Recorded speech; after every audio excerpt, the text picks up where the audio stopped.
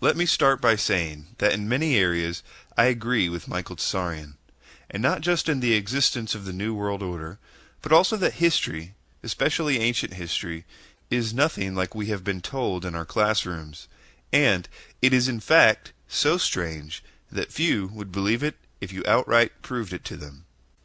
I will attempt to show you that Tsarion is wrong, and that the views he promotes are indistinguishable from the Freemasonic, Theosophic, Luciferian views that I will demonstrate to be false. I will also show that there is an attempt to indoctrinate those who are awake into this version of history as quickly as possible, for a specific reason. I also want you to know that I will not be debunking him because I think his version of history or anything else is too strange, but rather because, as I will demonstrate, he is at best factually inaccurate, and at worst lying. I am going to discuss a lot of things in this presentation, but I will end it with a review of Tsarion's science regarding 2012. If you see nothing else of this video, skip forward to that section. Let's start by showing some of the tactics that Tsarion uses, so we know what to look for as we progress. It seems to be a type of mind control. For instance, notice the pictures he is placing behind the text here of alien ships beaming down the Bible. Now listen to the verse he is using to prove his point. Being taken from Atlantis over to Lemuria, the myths suggest that they were taken by spacecraft. Here in Numbers 9, we read, "And when the cloud was taken up from the tabernacle, then after that the children of Israel journeyed, and in the place where the cloud abode, there the children of Israel pitched their tents." Now I want you to believe that when it says, "in the place where the cloud abode," means that they were taken up into the clouds, outer space or symbolic for another planet. He also suggests that when it says, "after that they journeyed in the place where the cloud abode," means that they went away on an interplanetary journey. I'm going to read the rest of this passage from the Bible, and notice what is being said would be very hard to take as symbolism for being taken up into the clouds, or earthwomen being taken on a journey on or in the clouds.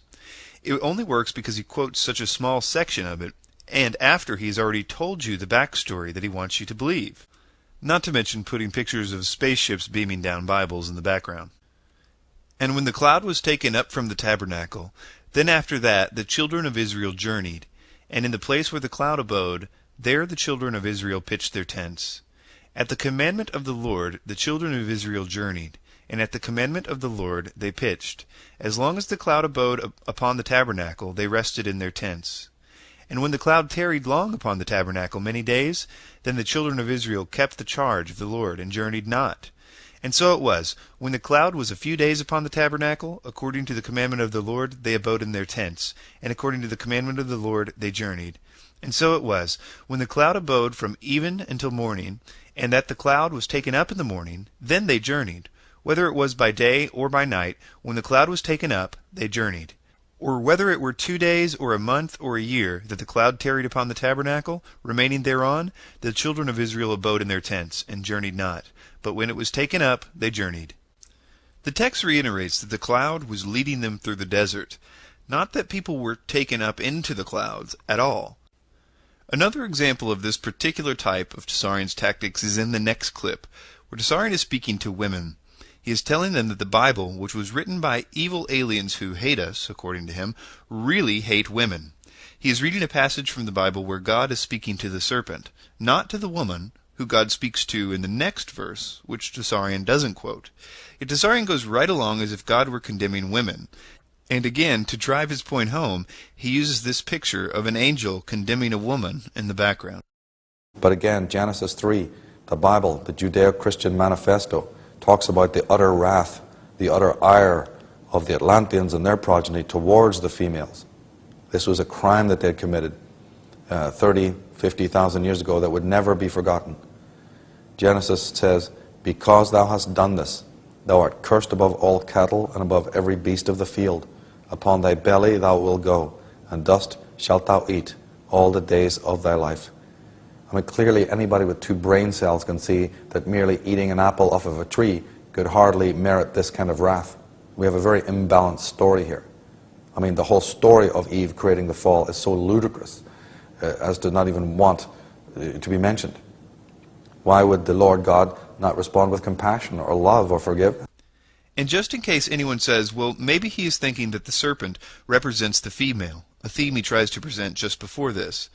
But this would contradict his own theory, which is that the serpent represents the Lemurians, and the Lemurians were offering Eve the apple, or trying to get Eve to come with them to their planet to be rejuvenated and re-educated.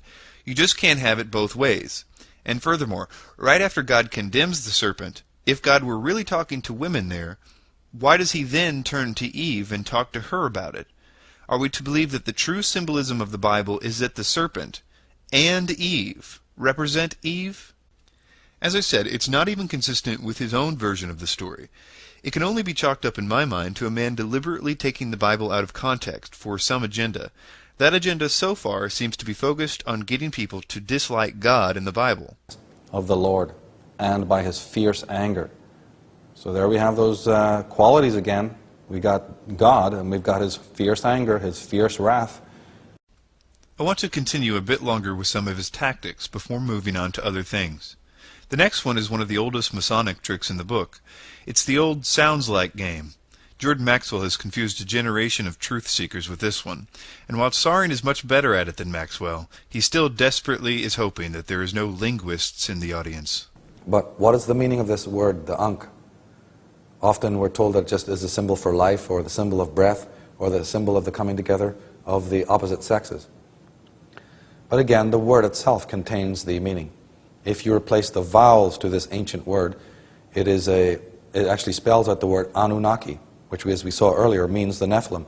So Ankha becomes the Anunnaki, or the Ananaje, heavenly serpents. So any time from now on where you see a god holding in their right hand the Ankh, all that is telling you is that we are the ones from up there. We are the ones from the heavens who came to earth. Egyptian and Sumerian are two different languages, and completely unrelated in this regard. Egyptian is in the Afro-Asiatic family. Sumerian isn't in any family, according to linguists. There is no actual etymological connection here. According to one linguist, Tsarion's assertion here is a, quote, sound similar, must be a relationship buffoonery, end quote. Not to mention that he has to just add what he says are vowels to this word to make it work, even though two of them aren't vowels at all, and that there was a vowel in the original word. And of course Anunnaki doesn't mean heavenly serpents. But if you prefer Zecharia Sitchin's translation of this and the word Nephilim, I suggest you take a look at the website sitchiniswrong.com and see that Sitchin makes up almost as much as Tsarion. He does something similar in the next clip. Notice the step-by-step way he changes the word Nazareth to Nasirius. Now we've all heard of Jesus of Nazareth, of course. Jesus from Nazareth. The only trouble is there is no such place as Nazareth. There never has been a place called Nazareth. And no map of any age ever shows us the location or place of Nazareth. The word, in fact, derives from the Egyptian Nazir, meaning prince who is sent, and also from Nasir, meaning Sirius, the star Sirius. So it is really Jesus of Nasirius. Furthermore, the word carpenter, Jesus was a carpenter, remember? Well, the word carpenter comes from the Semitic nagar, which means serpent priests. Lots of problems here. First, on the assertion that Nazareth never existed. I have heard people say that Nazareth was invented in the 4th century, but I've never understood how one could believe it, because whether you trust them or not, the biblical texts do date back to the early part of the 1st century. Even the skeptic scholars don't try to push the Gospels much past 100 AD. So you have the accounts of this small town in Nazareth in those texts, not to mention also in the Talmud, which is also in the 1st century, which obviously doesn't support the idea of Jesus being the Messiah at all, and would have no reason to validate this story. In fact, they were clearly looking for holes in the story. But it mentions Jesus, and in the context of trying to explain away his miracles as parlor tricks. So the question is, why didn't anyone just say the Gospels had made up a town called Nazareth? There was a window of a few hundred years where skeptics of the day had a chance to say, these Gospels have gone and made up a town, and they would have been in a much better position to know if the town had existed or not, being locals. On this point it seems that Tsarion is simply using the stated fact that Nazareth was little more than an outpost of a town, and using it as proof that it didn't exist. Moving on. Nazir and Nazi have different consonants. He gives no reason to jump from one to the other, but it's obvious he needs to get there somehow to make it sound like Sirius. Not to mention, Sirius doesn't mean serpent. Sirius comes from the Greek Sirios, which means scorcher. The rise of Sirius was in the season of greatest heat, summer. It's close to the spelling Sirios, which means twisted. But again, there are two different words, and none of them match up with Tsarion's definition. The word for carpenter in the New Testament is tekton. In the Aramaic, it's nagar, which can mean craftsman, or possibly even scholar. I can find no good reason why Tsarion is saying that the Aramaic word nagar means serpent priests. Again, this shows that he has a specific target in these deceptions. Now, Madame Blavatsky, one of the greatest scholars the world has ever known, writes in this way. She says, the appellation Satan in Hebrew belongs by right to the first and cruelest adversary of all other gods, Jehovah, not in the serpent which spoke only words of sympathy and wisdom. Now, even if we accept any variation of Lucifer symbolism, in this quote, it's clear that Tsarion agrees with Blavatsky, the greatest scholar the world has ever known, that what we call God should be called Satan, and the serpent is actually our good friend. In this case, he wants us to think that the serpent represents the Lemurians, not women. Lemurians, by the way, is a word that entered into our lexicon through Helena Blavatsky. I would also offer a definition of Luciferianism, which is, Luciferianism can be understood best as a belief system that venerates the essential characteristics that are affixed to Lucifer. I'm not asking you to apply any religious ideas to his assertion that God is Satan and that Lucifer is good. I just want to show you how by any definition, Tsarion is a Luciferian, regardless of what he tells you that minute that the serpent represents. I will now show you a clip that will reiterate this assertion in a way that is not immediately obvious. The spiritual beings he's referring to are known in Latin as the Cosmocrates, or the Angeli Motivori, the angelic beings. He says the leader of these mighty beings was due to take over the direction of Western civilization in 1881. This caused considerable excitement in the esoteric circles of Washington, D.C., and the occult world in general. So now we hear that there's a hierarchy of these beings, there's a leader of these beings, and theosophists know what this means. It reminds us of Steiner and his work on the concept of Michael and Ahriman. Not only does Tsarion identify himself with theosophists here, which is no surprise because of his deep reverence for its founder, H.P. Blavatsky, but what is interesting is his reference to Steiner, because Rudolf Steiner believed that Michael and Ahriman were two aspects of the leader of the angels, Lucifer, who gave knowledge to mankind according to him, and who now resides in the sun. Now, if there is a better example of Tsarion showing his core beliefs to be Masonic and Luciferian and a part of the mystery schools and not just exposing them, I'd like to hear it. But the real disturbing thing here is this weird doublespeak that I know his followers have noticed, which is that he spends so little time on these angels, or macrobes, and focuses mainly on the alien oppressors. But when he does talk about them, it's clear on the one hand he thinks that they are really what's behind all the bloodshed and wars. But then, in another place, he tells you that the leader of these angels deserves the throne of God much more than God does. It just doesn't make any sense. I want to continue to show you some of Tsarion's beliefs, and how they are Masonic to the core, right down to his hope for reducing the population, and a dislike of the idea of man as the head of the family, and getting rid of all borders and national sovereignty. He will go through a list of things that he implies came into the world through the idea of the Hebrew God in the Bible. He also throws in some obviously bad ideas that I guess he wants you to think that God likes. We have culture based on acquired inheritance. We have walled cities, enclosed cities. We have the domestication of animals. We have meat diet. We have the family organization now, with the male at the head. We have the phenomenon of overpopulation. Even the idea of suggesting that in a utopia no one would eat meat is interesting to me, because in the Bible it makes a vivid description of what the New World Order system will look like, and oddly, Tsarion's hope for humanity is close to what we see presented here. In 1 Timothy 4 verse 1 it says, "Now the Spirit speaketh expressly, that in the latter times some shall depart from the faith, giving heed to seducing spirits and doctrines of devils, speaking lies in hypocrisy, having their conscience seared with a hot iron, forbidding to marry, and commanding to abstain from meats.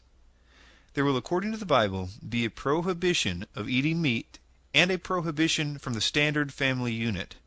These are two examples of Tsarion's desires for the world matching up exactly as the overlords he claims to expose. Here's some more examples of Tsarion subtly indoctrinating people into Freemasonic thought. Well, the great geomanticists of the world understood that there's a feng shui of the earth as well. What happens if you want to suppress some good energy that's flowing? Put an obelisk there, put a statue, put a hideous piece of modern art. That'll do the trick, all right. And what happens if you're a decent individual and you're aware of spiritual earth energy and you want to conduct powerful vortexes of energy? Same thing, you can put a statue or an obelisk or a round circle or a stone circle there to help to transmute and transmit that energy. One of the ancient structures that could be used in this revivification process is the Great Pyramid at Giza. It was known by those who've made a study of the principles of the pyramid and its construction and its interior, know that it was used for healing and used for reconstitution of the body, and that certain monatomic substances were taken within its precinct, and that it generates certain kinds of energy and frequencies.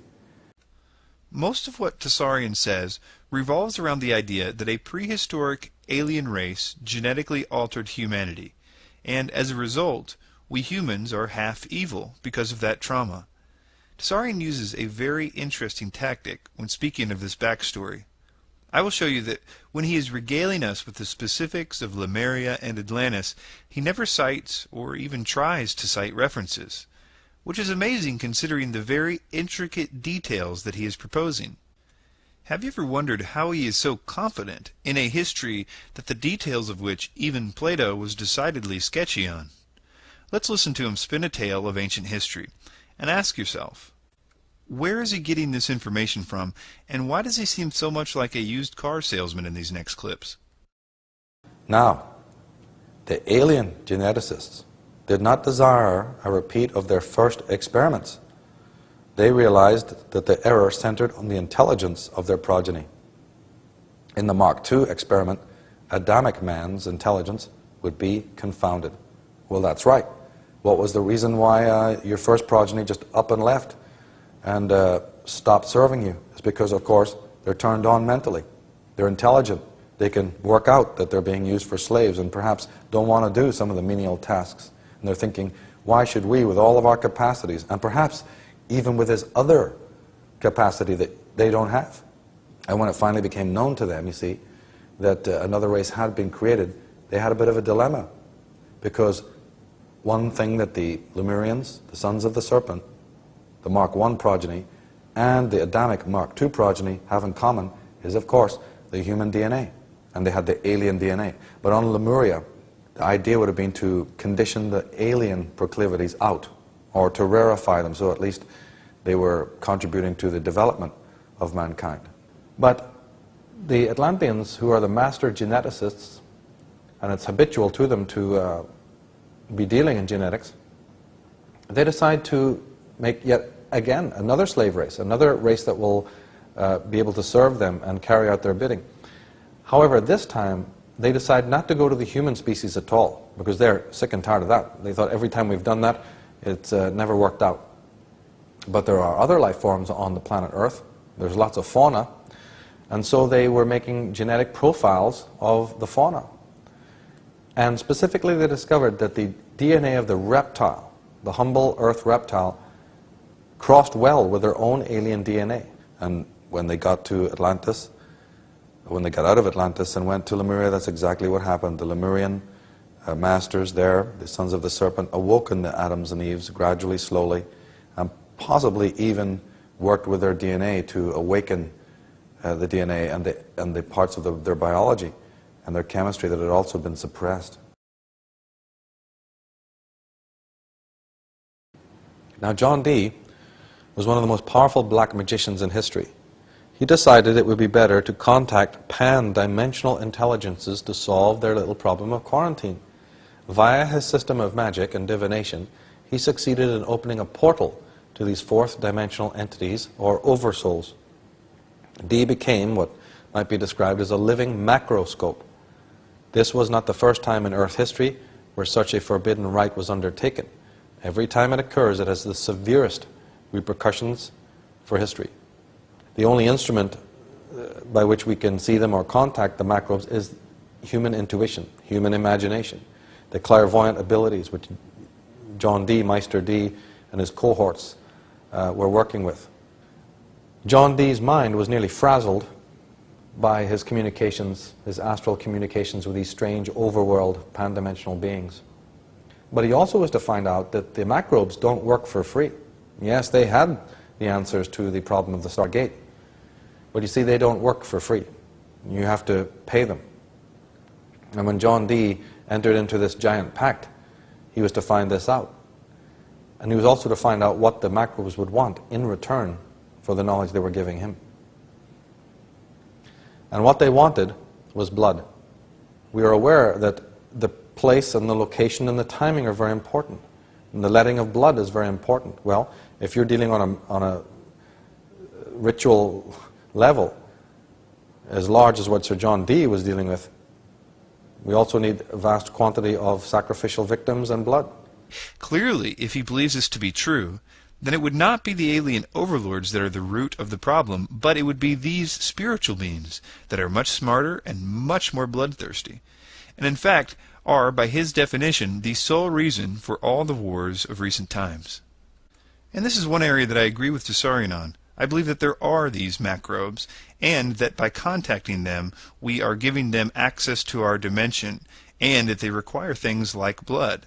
I disagree with Tsarion that we should practice these things like Enochian magic. Tsarion runs a mystery school in which he apparently teaches people to do different types of divination and other types of ritual. I say that this is what we must not do. Tsarion says that it is by magic ritual that these entities are gaining access to our dimension, and it is by them gaining access into our dimension that are causing all the troubles that we are facing. So by logical deduction, we must not practice magic rituals. And once they do gain access to this dimension, there is only one way to get them out, and Tsarion certainly is not teaching that. But when you take into account that he believes, like Helena Blavatsky and Rudolf Steiner, that Lucifer, the leader of these macrobes, is very good, then things tend to get a little foggy. Regarding 2012, Tsarion's main thesis on the issue is that a galactic alignment, of which kind he doesn't seem sure, and a passing through a certain photon belt is going to cause an enlightenment in the human race, and as a result, a lot of people who weren't ready for this enlightenment are going to have to be dealt with in some way. I shudder to think how. I will show that Tsarion is wrong about every aspect of 2012 in ways that can only be chalked up to either terrible research or, at worst, intentional deception. Before we get started on the 2012 theories, I want to play a clip from my video 2012 Debunked to show you the difference between the 26,000-year precession cycle and the 250 million year cycle of the solar system's revolution around the galaxy, because it's going to help you see right through most of what we're about to see and hear. This event is only significant from the Earth's point of view. The precession cycle, or the roughly 26,000-year wobble of the Earth, only causes the effect of the stars changing position on the horizon, and therefore only the effect of a galactic alignment. If you were viewing this from anywhere else in the solar system, it would be totally insignificant. This is only a visual effect, and only from the Earth's perspective. And no gravitational force or radiation can be expected from this event, because other than the tilt of the Earth, nothing will be any different than the last few thousand solstices. We will be no closer to galactic center on that day than on any other day.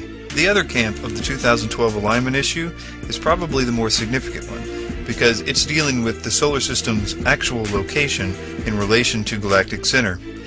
The idea is that our little solar system is moving around the center of the galaxy every 225 to 250 million years or so. And while doing this, it's also moving up and down in a cycle crossing the middle of the plane every 33 million years. So, the question is, are we going to cross that galactic plane in 2012? Not even close. According to the journal Nature and others, there is evidence of crossing this plane 3 million years ago. This would mean that we are moving away from the galactic plane and won't be due to cross for another 30 million years. We all know about light. Well, the highest form of light that can manifest physically is photonic. Photonics is discharge from the movement of the electron on an atomic level. And there is purported to be a large belt of photonic energy that every period, a certain age will come in which the whole, not just the planet, but the whole solar system will pass through, almost like a car wash. The whole solar system moving through a high radiation band of photonic energy. And if this is the case, this could be one of the reasons it's precipitating the acceleration, the speed, the need of the progeny of the Atlanteans to vacate the planet. Because photonic energy has certain principles. From Barbara Hahn Clow's book, The Palladian Agenda, we find that Robert Stanley, who reported on the discovery of the photon band by satellites in 1991, and he commented, these excesses of photons are being emitted from the center of our galaxy.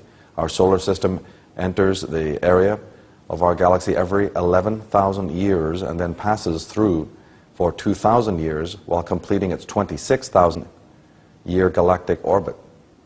Now, the photon effect is caused by the precession of our solar system and its accompanying planets around the central sun called Alcyon, located in the constellation of the Pleiades.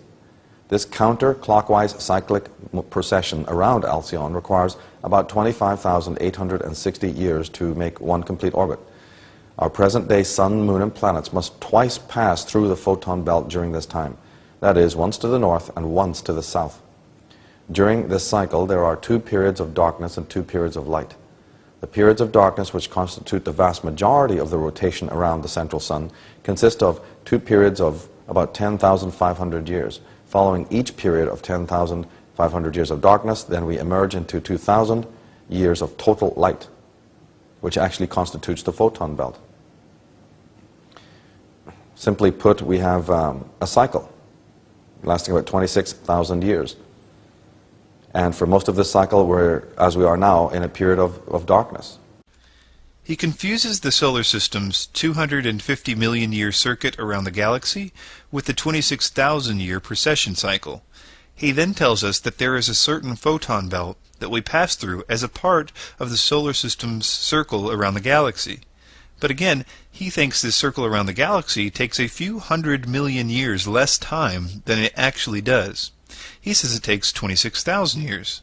Keep in mind, the 26,000 year precession cycle is just the Earth wobbling on its axis.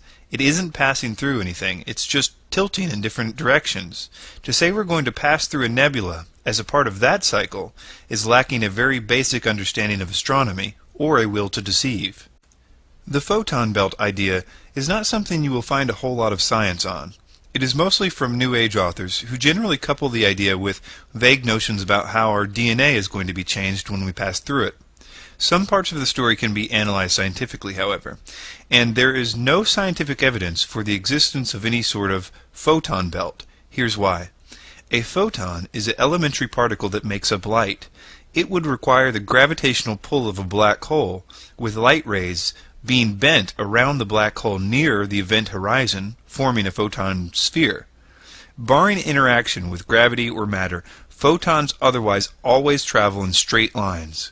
Tsarion keeps showing us a picture of a nebula and saying it's going to be a cloud of very powerful chakra morphing DNA splitting photons. But you can't get a photon to stay put in a nebula, especially one that's supposed to be there every 26,000 years, let alone 250 million years. But there are several more good reasons to prove that this is untrue and deceitful. He implies that Alcyon is the central sun in which the solar system and everything else in the galaxy revolves around. But Alcyon is a star in the Pleiades cluster. This was probably mentioned because most occult writers who talk about a world order causing photon belt say that it's in the Pleiades system, and they also say that we're heading right for it. But that system is some 440 light years away, and the Sun, with the Earth, is moving away from Alcyon. We should listen a little more when he says to do our homework. And he's talking more here about spiritual darkness again. We then emerge into 2,000 years of total light, which actually constitutes the photon belt. We then have 21,860 years of darkness and 4,000 years of light if you take it together. Another way of viewing this phenomena is that In one complete orbit, we have 5/6 darkness and approximately 1/6 light, or a 5-to-1 ratio, with darkness being predominant. This is another example of the intent to keep telling people that there is an illumination coming. Here he is quoting someone who is saying that the 26,000-year precession of the equinoxes is not only tied to the photon belt, which of course is impossible, but he also says the photon belt is related to our spiritual enlightenment, again with no reason to believe that. In a minute I will show you why this is important for the New World Order system. Now there are also corresponding cycles of importance to take into consideration. Stephen Hanauer mentioned some of these. He says that Nick Fiorenza has determined that the Earth and the Sun will be aligning with the center of the galaxy sometime between 1999 and 2000. The equatorial plane of the Earth, known as the ecliptic, aligns with the ecliptic of the Sun at the same time that they both align with the ecliptic of the galactic core. This unique alignment occurs only 4 times during the precession of the equinox cycle, corresponding with the 4 corners of the world. The last configuration, similar to this upcoming alignment, corresponds to around 9,500 BC. He believes that there will be another major Earth changes as the time of the sinking of Atlantis and the Great Flood, but with one addition, that being a possible dimension shift. This is some of the worst science yet. Now keep in mind, this time he's talking about the solar system's up and down movement as it circles the galaxy, which takes about 250 million years.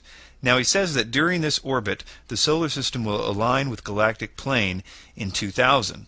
This is already wrong according to the Journal of Nature, which states that we crossed this plane 3 million years ago, and aren't due to return for another 30 million years.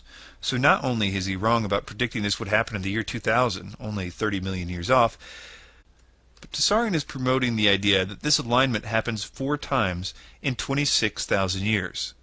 So, recapping, real science says this happens once in 33 million years. Tsarion says it happens 4 times in 26,000 years. This isn't the first time Tsarion contradicts himself about what specifically is going to make us illuminated. Now, John Major Jenkins, in his book Maya, Cosmogenesis, the Maya were aware of our solstice sun's impending alignment with galactic plane and galactic center, an astronomical alignment that occurs only once every 13,000 years. I have honestly documented my encounter with this idea and have gone deep into the academic literature to decode how this end-date alignment scenario, what I call the galactic cosmology, was incorporated into basic Maya institutions such as the ball game, the king ascension rites, and the Maya creation myth. This amazing fact that ancient Mesoamerican skywatchers were able to pinpoint a winter solstice far off into the future has not been dealt with by Mayanists. And why did they choose the year 2012? One immediately gets the impression that there is a very strange mystery to be confronted here. Why did early Mesoamerican skywatchers pick a date some 2,300 years into the future, and in fact, how did they pinpoint an accurate winter solstice? With all these considerations, one begins to suspect that for some reason the ancient New World astronomers were tracking precession. So John Major Jenkins asks a bunch of questions here, the age-old questions about how did they know? They lived years ago. So John Major Jenkins and Michael Tsarion are absolutely baffled about how the Mayans knew about precession. Well, let me see if I can take a stab at it. This is a very common tactic to give people the idea that the Mayans were doing something mysterious and magical. But the Greeks had already discovered the wobble of the Earth well before the Mayan calendar was even invented. It was a matter of mathematics and astronomical observations. The Mayans were around for hundreds of years, and they obviously kept records, so it's entirely possible for, say, a Mayan astronomer to plot the position of some stars at midnight at the equinox, and his grandson to plot the same stars 72 years later, and realize that the stars had all shifted 1 degree in that time. Multiply by 360 and you get the precession cycle of 26,000 years. Almost certainly this is how they did it, because that's all it takes. You could set a clock by it, and they did. And so did the Greeks. Now Stephen Hanauer goes on to say the Maya calendar is the only calendar known to be based on galactic cycles. The Mayans claimed they created this calendar in order to monitor the light coming from the center of the galaxy and how it affected our DNA. Why does he keep quoting from this guy?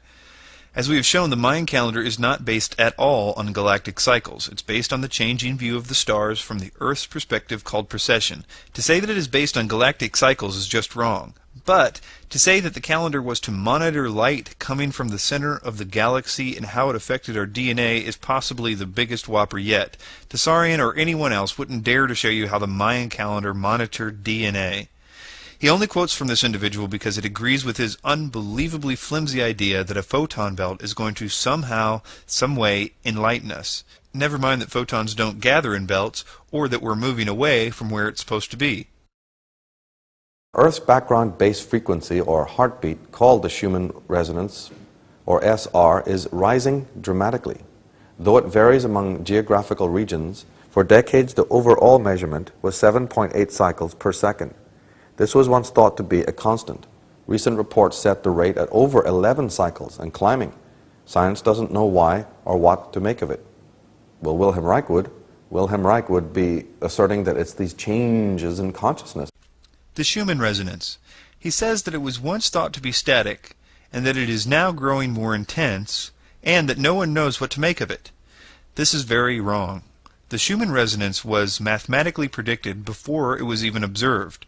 And it was never thought to be static, because even from the earliest days they understood that it was changed dramatically by lightning and by other factors. To say that it is rising and no one knows why leaves out the most obvious and well-understood cause. But it's a clear case of fear-mongering to get people to think this is more evidence of a coming change that Tsarion has yet to establish a real reason to expect. Now, the collapse of the Earth's magnetic field, which both guards the planet and guides many of its creatures, appears to have started in earnest about 150 years ago, the New York Times is planning to report. Science reporter Bill Broad has filed a report which explores how the field strength has waned 10% to 15% so far, and this deterioration has accelerated of late, increasing debate over whether it portends a reversal of the lines of magnetic force that normally envelop the Earth. This has always been a strange thing to say to me. And keep in mind, I used to say it when I was a 2012er. I used to tell people that there was a magnetic pole reversal coming in 2012. I wasn't sure if it was going to be because of galactic alignment or solar flares, but I knew it was going to be in 2012. Well, do a little math with me, and if it began 150 years ago, and we are presently only 10 to 15% through, why would you expect it to change significantly in the next 3 years, to the point of equating this event with the year 2012 at all?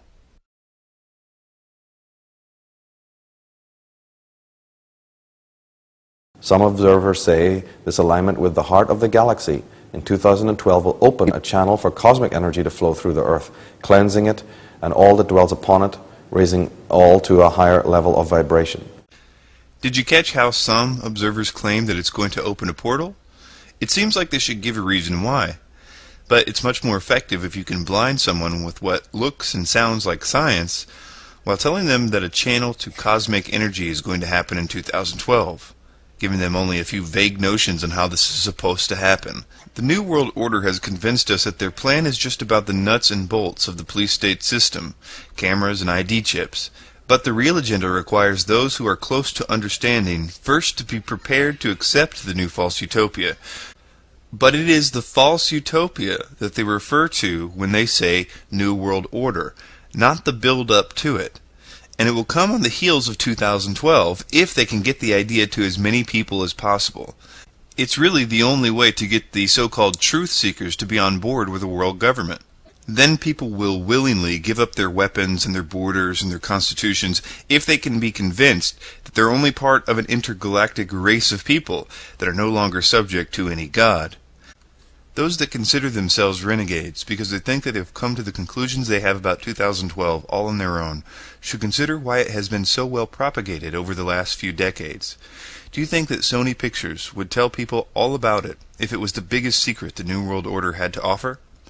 There is another thing that a belief in a coming enlightenment will cause to happen, but we can get to that in a second. What I want you to notice about the following claims about this enlightenment is what is offered to prove that it is a valid idea. He even admits here he doesn't really understand what it is that's going to cause an enlightenment, just that it is going to happen. Whether we're entering a belt of radiation or whether some other activity or movement or dynamic affects the electrons within our planet, within our atmosphere, within the atomic frequency, then there's photonic energy released. I mean, there's a speculation on exactly how these photonic particles will start to act and operate.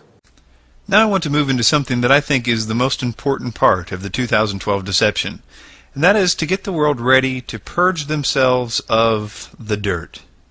That the end date of 2012 signals major changes positively for consciousness. But again, as I repeat, before you can have the light, or when you have bright light, the first thing you notice is the dirt.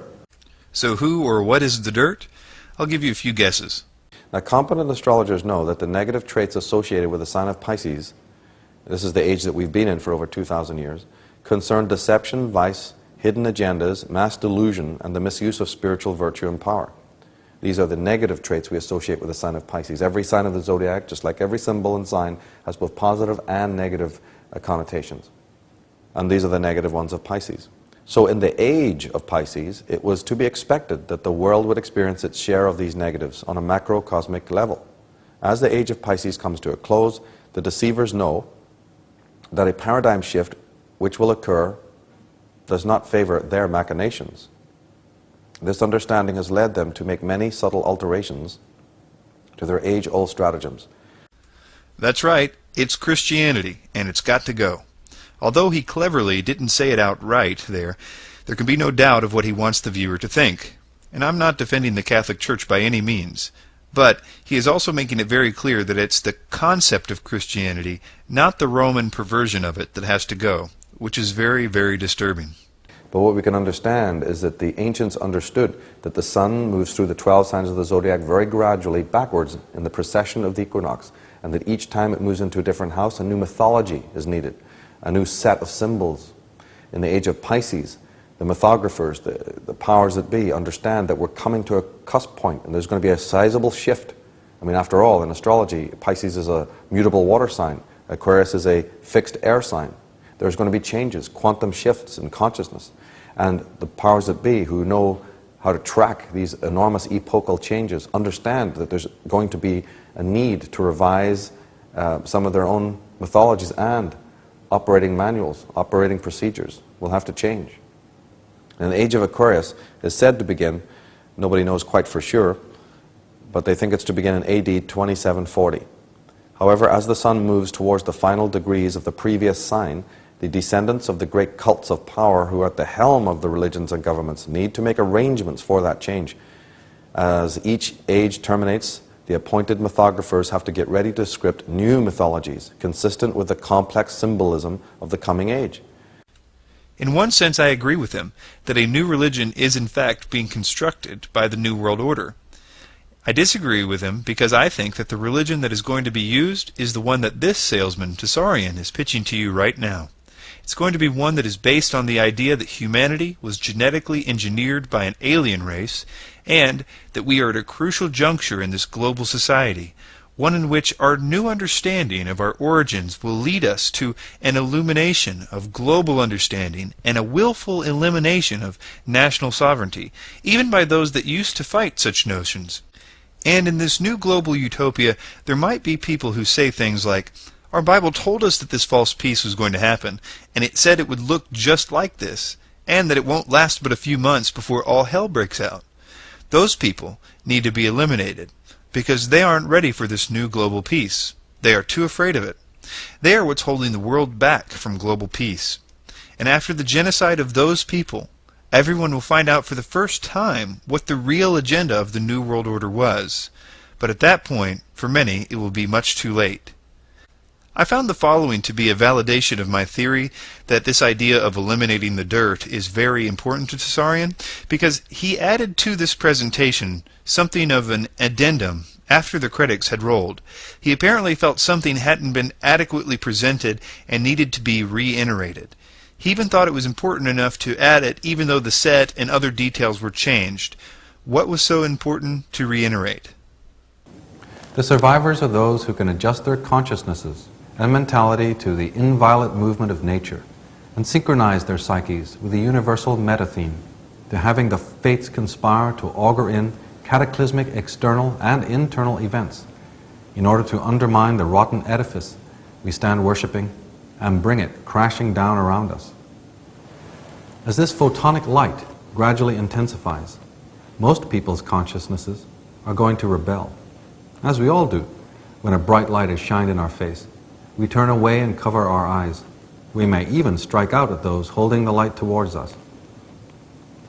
Those few who can face this light and who are prepared for it will be guided, given their healing, and able to live their dreams.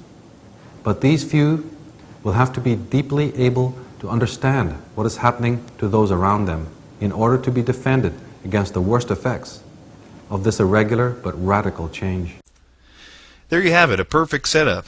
You know, I hear a lot of criticisms of the Bible, and I like to try to answer them if people have questions, because I find most of them to be easily answered, and I kind of like doing it. And if you have any, you can send them to an email address that you can find on my website. But there's one passage that I've secretly had a lot of trouble with, that I couldn't understand how it could happen in this politically correct, technologically advanced world we live in. It says that in the New World Order, people will rejoice in the killing of Christians, and that if they don't go along with the beast system, will be publicly executed.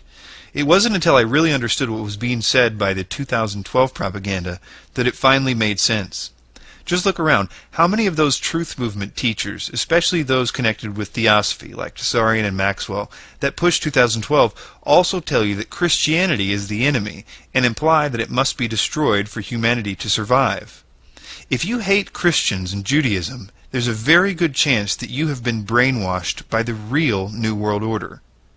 It is not obvious to many people, sadly even to many Christians nowadays, that the core power of what Tsarion calls the macrobes, and the power that they answer to, is totally vulnerable to the authority of Jesus Christ. Exorcisms do not, as the Catholic Church would have you believe, require incense and holy water and all those other things. It only requires a stern word from a true Christian. This is the power that must first be marginalized and destroyed, for the evil we fight to assert its control and place their phoenix on the throne of the infrastructure that has been built by the whispers to the ears of humans who have been deceived in opening doors that, despite the promises of power, only serve that realm.